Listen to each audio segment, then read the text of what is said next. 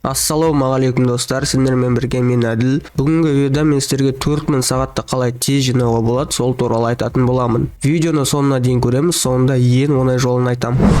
4000 сағат не үшін керек екенін білмесеңіздер айтып өтейін.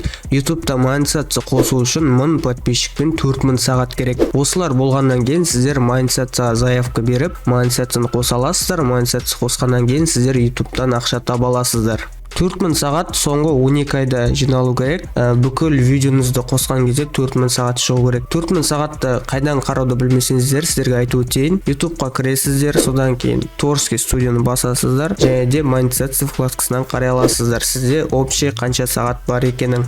4000 сағат жинау үшін сіздерге бірінші берер кеңесім ол видео көбірек түсіру. Көбірек видео түсіріп, каналыңызға көбірек видео салып тұруыңыз керек. Сол кезде көп адам қарайды, және де сағат тезірек айналатын болады. Сондай-ақ видеоңызда удержание көп болу керек. Егер удержание көп болатын болса, сағатта тезірек толатын болады. Удержаниені көбейту үшін сізге видеоңызды жақсы етіп монтаждап, қызықты қылып жасау керек. Сондай-ақ атын, описаниесін, тегін әдемі етіп жазып қою керек. Сол кезде сіздің видеоңыз рекомендацияға кіріп, көп адам қарайтын болады. Сізге ең бірінші удержанияға көп көңіл болу керек. Сол кезде адамдар сіздің видеоңызды аяғына дейін қарайтын болса, басынан аяғына дейін сіздің сағатыңызда көбірек болатын болады. Удержание дегеніміз ол келген адам, каналыңызға келген адам, видеоңызды көрген адам басынан аяғына дейін қараған уақыты неше минут қарайды, соны біздер удержание дейміз. Сондай-ақ сіздер 2-3 минуттық видеолар жасайтын болсаңыздар, видеоның уақытын көбірек қылдыру керек. Мысалға 5 минут, 10 минут сондай қылдырып каналыңызға салып тұру керек. Сол кезде көрген адам көбірек қарайтын болады, және де соған байланысты сағатыңызда көбірек жиналатын болады. Екінші кеңесім ол тікелей эфирлар түсіріңіздер. Егер де сол тікелей эфирда зритель саны көп болатын болса, сіздің сағатыңызда тез айналатын болады, тез жиналатын болады. Көбірек прямой эфирларға шығыңыздар. Егер зритель аз болатын болса, алдын ала өздеріңіздің көрермендеріңізге ескертіп қойыңыздар. Осылай стрим, тікелей эфир жасайтын боламын, келіңіздер деген сияқты. Әртүрлі қызықты етіп тікелей эфирлер жасап, солай сағатта тезірек көбейте аласыздар. Тағы да берер кеңесім ол трендовый видеолар түсіру, яғни трендта не болып жатыр, соған байланысты бір видеолар, бірдеңелер жасап каналыңызға салу. Қазіргі кезде сіздерге монетизация қосу үшін сағат керек, сондықтан да қазір бір трендта болып жатқан бірдеңелерді түсіріп каналыңызға салсаңыздар болады, тезірек сағат жинау үшін. Сондай видеоларды түсіріп салыңыздар, сөйтіп сағатты тез жинай аласыздар. YouTube'да жалпы көп просмотр, көп сағат жинау үшін ол видеоңызды оптимизация жасау керек. Дұрыс оптимизация жасау керек. Оптимизация дегеніміз ол видеоның атын, описаниесін, тегін, превью, видеоның өзін барлығын дұрыстап жасау керек. Сол кезде ол рекомендация көбірек кіретін болады. Және де рекомендация кіргесін сізде көп просмотр, көп лайк, соған байланысты сіздің сағатыңызда көп болатын болады.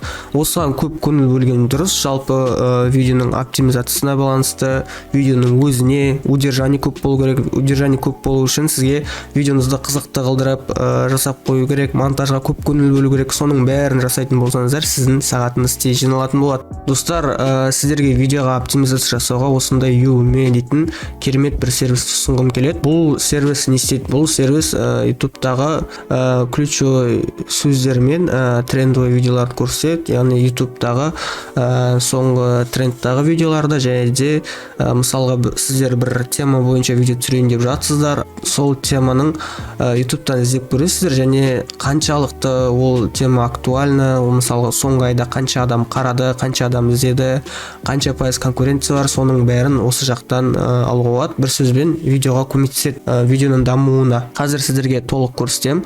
Мысалға сіздер мен өзім каналым ақша табу бойынша болғасын, сол туралы көрсететін боламын. Мысалға поискқа ақша табу деп жазам, және де мен мына жерден ақша табуды жаздым. Міне поисковый объем дегеніміз соңғы айда қанша адам YouTube'дан поисктан іздеді, соның саны. Мысалға ақша табу сөзі бойынша YouTube'да соңғы айда 3295 адам іздеген. Және де мына жерде конкуренция деген тұрады. Очень низкая дегеніміз, яғни бұл туралы видеолар ешкім түсірмейді деген сөз. Өте аз адам түсіреді деген сөз, өз аты да түсінікті ғой. Және де астына қарай сіздер қарай аласыздар. Мысалға YouTube'қа кірген адам көбіне қандай запрос бойынша іздейді. Мысалы мен ақша табу дедім ғой, соған ұқсас сөздерді көрсетеді. Мысалға бұл интернеттен ақша табу 2021, онлайн ақша табу, және де міне саны 7926 көп екен. Онлайн ақша табу туралы, значит, видеолар түсіру керек деген сөз. Конкуренция аз. Осылайша ұқсас нәрселерді қарай аласыздар. Осындай сөздерді іздеуге көп көмек береді. Сондай-ақ Google Тренд бойынша қарауға, және де соңғы кезде көп просмотр жинап жатқан видеоларды көрсетеді. Трендовый осы ақша табу бойынша. Міне осы жерден осылай қарай аласыздар. Көбіне қандай видеолар түсіріп жатыр, кім көп просмотр жинап жатыр деген сияқты. Мысалы, соңғы видеом менің осы жерде екен, көп адам қарап жатыр деген сөз. Міне инструкциясы да бар, қалай қолданады деген сияқты. Мысалға, сіздер егер бір видео не түсіреріңізді білмей жүрсеңіздер, осы жаққа кіріп әртүрлі сөздер жазып қарасаңыздар болады. Бұл сөзді қаншалықты адамдар іздейді, бұл тема қаншалықты адамдарға қызық деген сияқты. Егер де осы жерде көп адам қарайтын болса, көп адам іздейтін болса, онда сіздерге түсіруге болады. Және де осы жақтан қарап, көп іздеген поисттарды қарап, бәрін бүйтіп галочка қойып скопировать аласыздар да. Мысалға, ютубқа видео салайын деп жатқанда атына соған ұқсас қалдырып, және де описаниесіне, сосын мына жерде теги деген жерге соларды салып қоямыз. Болды. Сосын сіздің видеоңызды поисктан іздеген кезде сіздің видеоңыз трендта тұратын болады. Ең бастапқы жерінде тұратын болады іздеген кезде. Достар, сондай-ақ видеоға подсказка мен конечная заставка салуды ұмытпаңыздар. Подсказка дегеніміз, яғни мысалға төбеде біткен не шығады, подсказка шығады. Осыны әр видеоға салып тұрыңыздар.